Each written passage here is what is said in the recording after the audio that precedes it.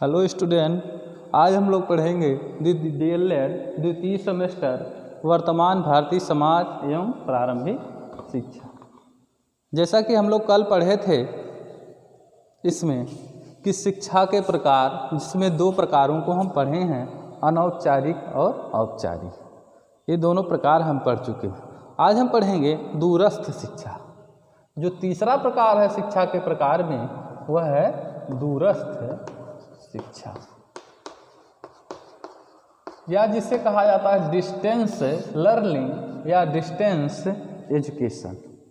दूरस्थ मतलब दूर रह करके शिक्षा जो ग्रहण की जाती है, या बाहर रह करके शिक्षा जो ग्रहण की जाती है, उसे हम कहते हैं दूरस्थ शिक्षा। किसी शैक्षिक संस्था से ना रह करके किसी शैक्षिक संस्था के बाहर से जो शिक्षा हमको दी जाती है, चाहे वो खुली शिक्षा दी जाती हो, चाहे पत्राचार के माध्यम से शिक्षा दी जाती हो, इन शिक्षा को हम क्या कहते हैं? दूरस्थ शिक्षा कहते हैं। तो आइए हम पढ़ते हैं इस दूरस्थ शिक्षा का स्वरूप क्या है। दूरस्थ शिक्षा का स्वरूप, दूरस्थ शिक्षा क्या है? दूर स्थित रह करके जो शिक्षा ग्रहण की जाती है उसे कहते हैं दूरस्थ शिक्षा। दूरस्थ शिक्षा का स्वरूप तीन प्रकार से दूरस्थ शिक्षा दी जाती है। एक को कहते हैं मुक्त शिक्षा, दूसरे को कहते हैं मुक्त अधिगम, और तीसरे को कहते हैं पत्राचार शिक्षा।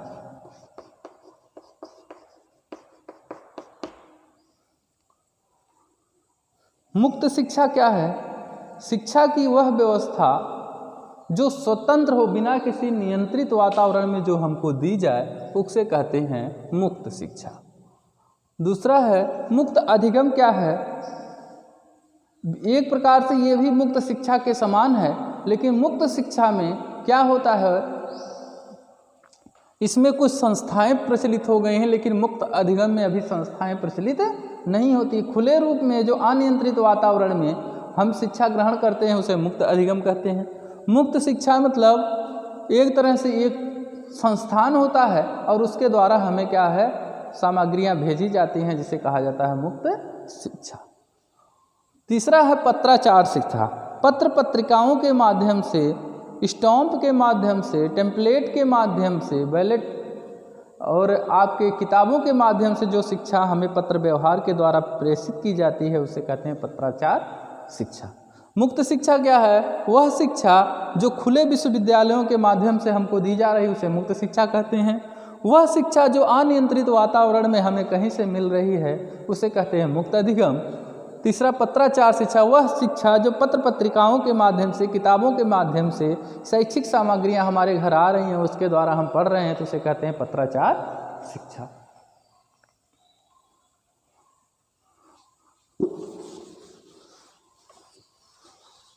अब पढ़ते हैं हम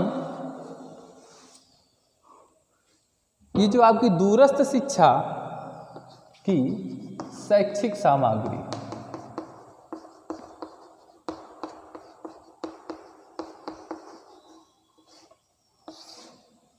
दूरस्थ शिक्षा की शैक्षिक सामग्रियों को तीन भागों में डिवाइड किया जाता है। दृश्य, दूसरा है श्रव्य और तीसरा है दृश्य श्रव्य। दृश्य में आपकी किताब आती है,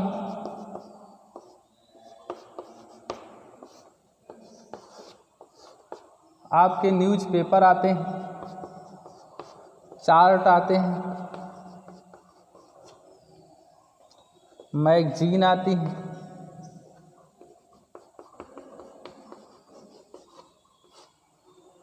श्रव्य में आपकी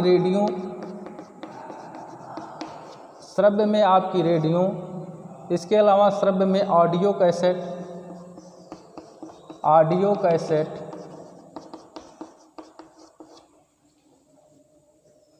और दृश्य श्रव्य में आपका आता है वीडियो कैसेट,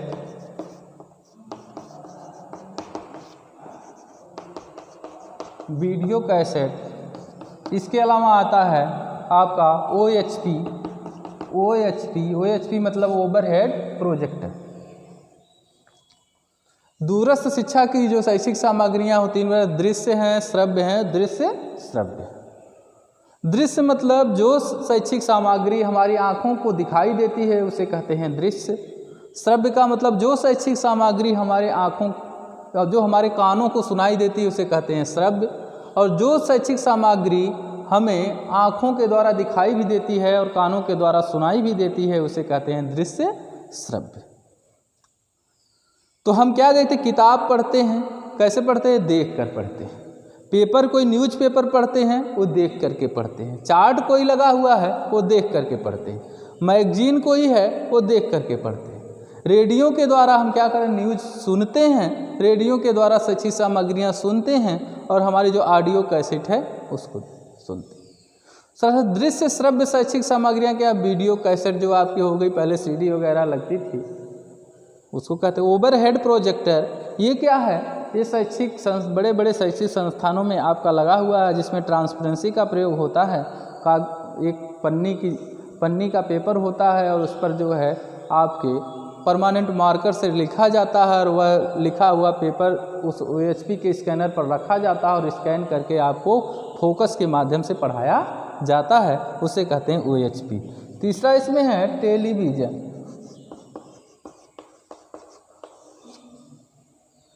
विभिन्न प्रकार के मुक्त विश्वविद्यालयों का अपना अपना एक चैनल है और उस चैनल के माध्यम से हमको शिक्षा देते हैं। तो ये हमारी शैक्षिक सामग्रियाँ दूरस्थ शिक्षा की होगी।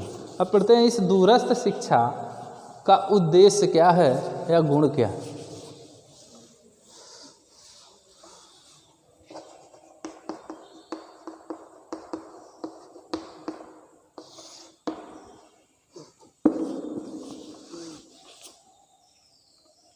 दूरस्थ शिक्षा का जो उद्देश्य है, सबसे पहला उद्देश्य यही है कि जो अपने जीवन के प्रारंभिक क्षणों में शिक्षा ग्रहण नहीं कर पाते हैं, जो भी बच्चे जो जीवन के प्रारंभिक क्षणों में शिक्षा ग्रहण नहीं कर पाते हैं उन्हें शिक्षित करना। दूसरे नंबर पर आता है कि हमारी साक्षरता दर बढ़ाना। तीसरे नंबर पर आता है कि हमें प्रमोशन के लिए क्या करता है, जैसे हम कर रहे हैं सिपाही की नौकरी कर रहे हैं, हम सोचते हैं प्रमोशन लें तो स्नातक जो है हम रेगुलर नहीं कर सकते हैं, तो क्या करेंगे, हम दूरस्थ शिक्षा के माध्यम से हम स्नातक कर लेंगे और हम प्रमोट हो जाएंगे। तो ये दूरस्थ शिक्षा है। और दूरस्थ शिक्षा की सभी आवश्यकताओं को क्या करती है, पूर्ण करती है। इतना सब होने के बाद भी दूरस्थ शिक्षा में कुछ दोष या कमियां पाई जाती हैं। दूरस्थ शिक्षा की कुछ कमियां पाई जाती हैं, तो नोट करेंगे। सबसे पहली कमी हमारी है दूरस्थ शिक्षा की, इसमें अनुशासन का अभाव पाया जाता है। अनुशासन का अभाव पाया जाता है। दूसरी सबसे बड़ी कमी है इसमें शिक्षक का अभाव पाया जाता है। तीसरी सबसे बड़ी कमी है इसमें नैतिक एवं मर्यादित बातें आपको सिखाई नहीं जाती हैं।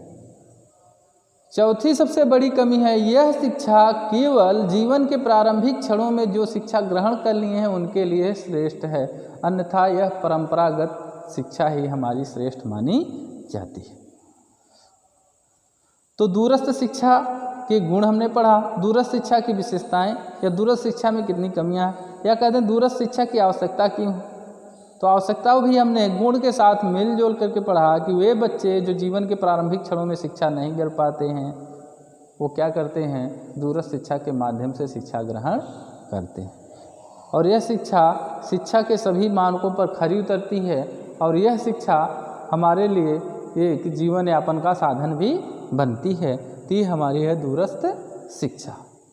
अब हम लोग पढ़ते हैं जो शिक्षा के उद्देश्य जो हम लोग पढ़े हैं, उन शिक्षा के उद्देश्यों को कौन कौन सी ऐसी विचारधाराएं हैं जो प्रभावित करती हैं। शिक्षा के उद्देश्यों को प्रभावित करने वाले कारक।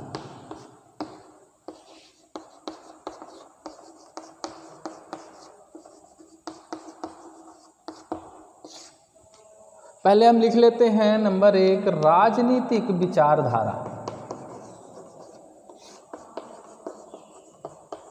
राजनीतिक विचारधारा नंबर 2 सामाजिक विचारधारा,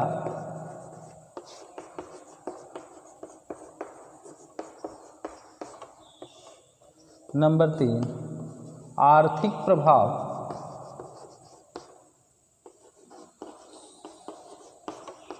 नंबर 4 तकनीकी का प्रभाव,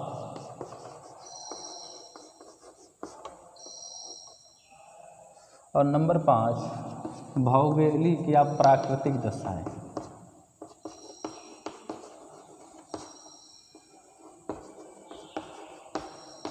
तो ये शिक्षा के उद्देश्यों की 5 चीज़ें हैं जो हमें प्रभावित करती हैं।